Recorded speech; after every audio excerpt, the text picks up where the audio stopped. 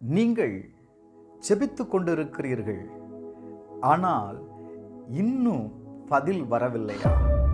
வேதம் சொல்லுகிறது, ஆபகுக் 2வது அதிகாரம் 3வது வசனத்தை வாசிக்கும்போது, குறித்த காலத்திற்கு தரிசனம் வைக்கப்பட்டிருக்கிறது, முடிவிலே அது விளங்கும், அது பொய் சொல்லாது, அது தாமதித்தாலும் அதற்காக காத்திரு, அது நிச்சயமாய் வரும், தாமதிப்பதில்லை என்று வேதம் சொல்லுகிறது. எனக்கு அன்பானவர்களே, சில நேரத்தில் நாம் ஜெபிக்கிறோம், ஆனா அந்த காத்திருக்கிற காலம் அதிகமாகும் போது நமக்குள்ள ஒரு கேள்வி வருகிறது, தேவன் என் ஜெபத்தை கேட்கவில்லை, என் ஜெபம் கேட்கப்படவில்லை. தாமதம் என்பது உங்க வாழ்க்கையில மறுப்பு இல்லைங்க. தாமதம் நீங்க ஜெபித்த காரியத்திற்காக உங்களை ஆயத்தப்படுத்துகிறது.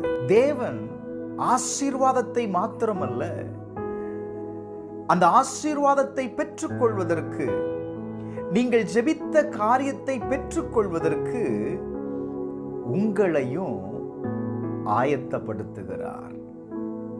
எனக்கு அன்பானவர்களே, காத்திருக்கும் காலம் என்பது வீணான காலம் அல்ல, அது உங்க வாழ்க்கையின் வளர்ச்சியின் காலம். இன்றைக்கு